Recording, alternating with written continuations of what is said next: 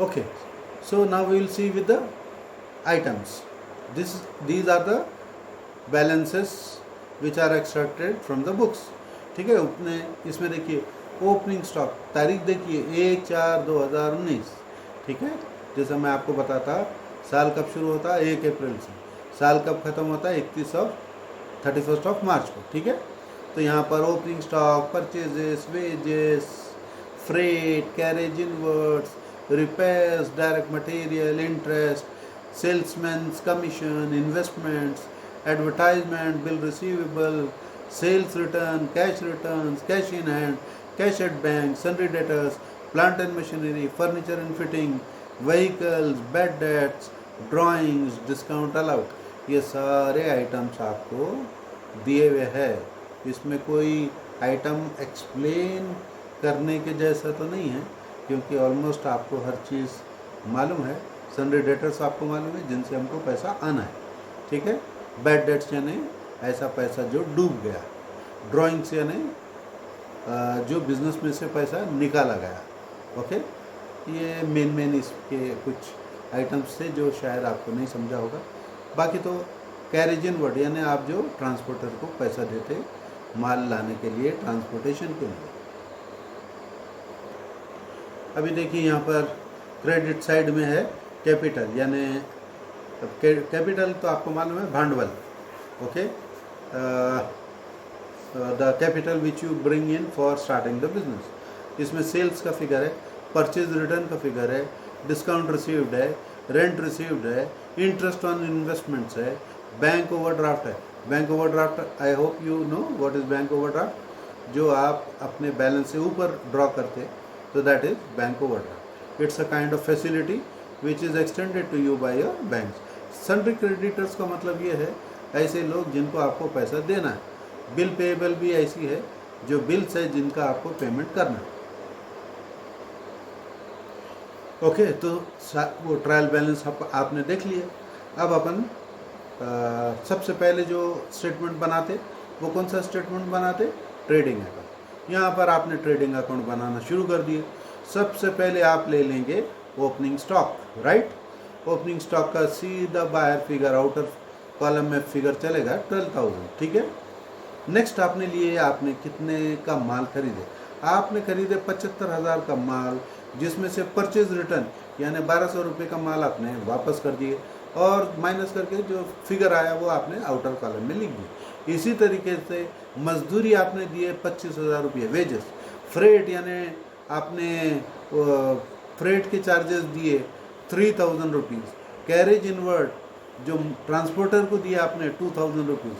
आपने कुछ direct expenses करे मैन्युफैक्चरिंग के लिए, वो है 5,000 रुपीज़।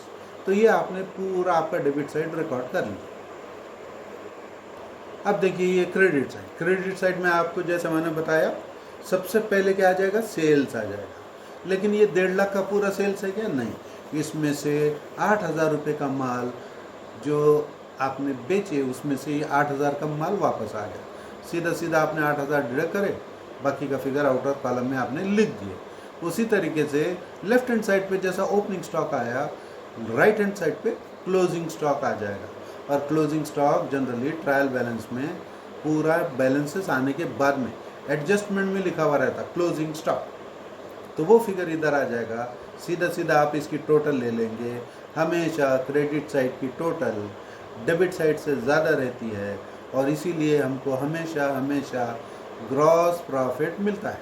ठीक है, तो जैसा मैंने आपको बताया बिजनेस में लॉस कभी भी नहीं होता, रेयरली होता है, unless and until situation is very very disturbing, otherwise always you make profit, right. तो आप यहाँ पर क्रेडिट में से आपके पूरे एक्सपेंडिचर निकालेंगे तो आपको आपका प्रॉफिट मिलेगा।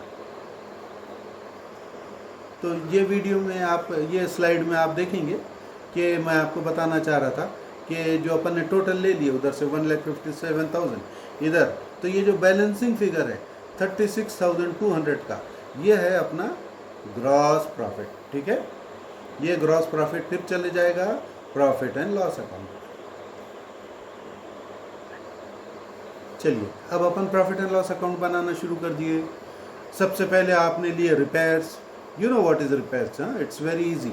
कुछ रिपेयर एंड मेंटेनेंस आपने कैरी आउट करे फैक्ट्री में, बिजनेस में, दैट इज रिपेयर। इंटरेस्ट, ये आपने 18,000 इंटरेस्ट दिए, बैंक को दिए, फाइनेंशियल इंस्टीट्यूशन को दिए, कहीं ना कहीं आपने 18,000 रुपये दिए। उसी तरीके से जो आपके सेल्समैन है उनको आपने 6,000 रुपया कमीशन दिए। इसी तरीके से 20,000 रुपये आपने एडवर्टाइजमेंट में दिए। इसी तरीके से 1,200 रुपये आपके बैड डेट्स है, यानी ऐसा पैसा जो आप रिकवर नहीं कर पाए। इसी तरीके से आपने डिस्काउंट दिए 800 रुपये का, ठीक है। ये प्रॉफिट एंड लॉस अकाउंट में सारे आपके खर्चे हैं, लेकिन ये सारे खर्चे इनडायरेक्ट नेचर के हैं। पहले जो अपन ने करे वो डायरेक्ट नेचर के थे ट्रेडिंग अकाउंट में, लेकिन प्रॉफिट एंड लॉस अकाउंट में सारे इनडायरेक्ट एक्सपेंडिचर है।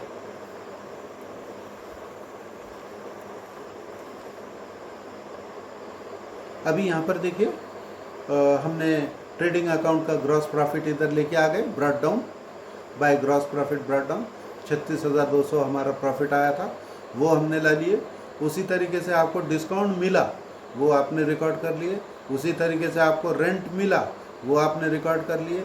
उसी तरीके से आपने जो इन्वेस्टमेंट करे थे उस पर आपको इंटरेस्ट मिला, वो आपने रिकॉर्ड कर लिए। लेकिन यहाँ पर आपको लॉस आ रहा है, जनरली नहीं आता जैसा मैं आपको बताता, लेकिन sometimes you may make loss. तो यहाँ पर देखिए ग्रॉस प्रॉफिट तो आ गया, डिस्काउंट रिसीव्ड यानी आपको ये डिस्काउंट मिला, और रेंट आपको ये मिला, और इन्वेस्टमेंट में आपको इंटरेस्ट मिला, लेकिन यहाँ पर आपको नेट लॉस हो रहा है। अच्छा, अभी अपना ट्रेडिंग अकाउंट हो गया, प्रॉफिट एंड लॉस अकाउंट हो गया। अब अपना बैलेंस शीट यहाँ पर स्टार्ट हो जाता है।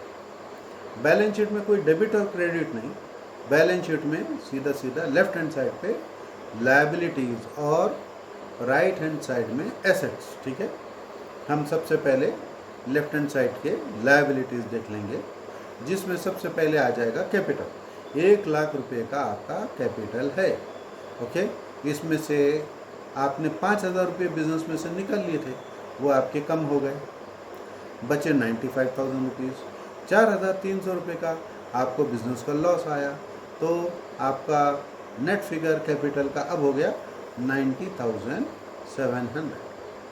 इसी तरीके से बैंक ओवरड्राफ्ट 10,000 रुपये आपको बैंक को देना है, क्यों? क्योंकि आपने ओवरड्राफ्ट निकाला है। इसी तरीके से सन्ड्री क्रेडिटर्स जिनको आपको देना है वो है 16,800, और बिल पेएबल ये भी आपको देना है, इसका टोटल अमाउंट है 12,000। Now let us start with assets. अभी एसेट्स में क्या है? Cash in hand, cash returns 8,500 रुपये आपका नेट फिगर आउटसाइड। अच्छा, नेक्स्ट कैश एट बैंक 15,000 रुपये, इन्वेस्टमेंट 2,300 रुपये, बिल रिसीवेबल एक फिगर आ जाएगा, सन्ड्री डेटर्स एक फिगर आ गया, प्लांट एंड मशीनरी जो आपकी प्लांट लगा हुआ है, जो आपकी मशीनरी लगी हुई है, प्लांट यानी अपने प्लांट में, ये प्लांट यानी इंडस्ट्रियल प्लांट, ठीक है। फर्नीचर एंड फिटिंग, कंपनी में जो फर्नीचर रहता है और अलग अलग टाइप के सब आपके वो रहते हैं, तो उसको हम बोलते हैं फर्नीचर एंड फिटिंग। इसी तरीके से कंपनी के व्हीकल्स रहते हैं। और लास्ट क्लोजिंग स्टॉक, जो ट्रायल बैलेंस के बाद में क्लोजिंग स्टॉक दिया हुआ रहता, उसके दो इफेक्ट होते हैं, एक ट्रेडिंग अकाउंट में लेते और एक बैलेंस शीट में लेते। यहाँ पर देखिए एक टोटल आ रहा है 1,20,500, यही टोटल लायबिलिटी साइड का भी रहता है, और इसीलिए बैलेंस शीट टैली हो जाता है। यानी जो आपके एसेट्स हैं और जो आपके लायबिलिटीज़ हैं ये मैच होना चाहिए, क्योंकि आपने 10 रुपये लेके बायर मार्केट में गए थे, तो आपने 9 रुपये का सामान लिए, 1 रुपया आपके पास बचा हुआ है, तो इधर भी 10 जो लेके निकले थे और इधर 9 रुपये का सामान आ गया और 1 रुपया आपका कैश बैलेंस, ठीक है। तो इधर भी 10 इधर भी 10। उसी तरीके से ये बैलेंस शीट का कंसेप्ट है। उसको हम क्या बोलते हैं? For every debit there is corresponding credit. आपने कैपिटल लेके आए, वो कैपिटल को बिजनेस में लगाए, तो ठीक है, वही पैसा रोटेट हो रहा है। ठीक है, अब ये कोई एसेट्स और उसके फॉर्म में है और कोई लायबिलिटीज़ के फॉर्म में है, तो ये दोनों को मैच होना ज़रूरी है। ओके, सो लायबिलिटी का भी टोटल कितना आएगा, 1,29,000 जो भी है। तो इस तरीके से ये हमने देखे ट्रेडिंग अकाउंट, प्रॉफिट और loss account, balance. Okay, thank you.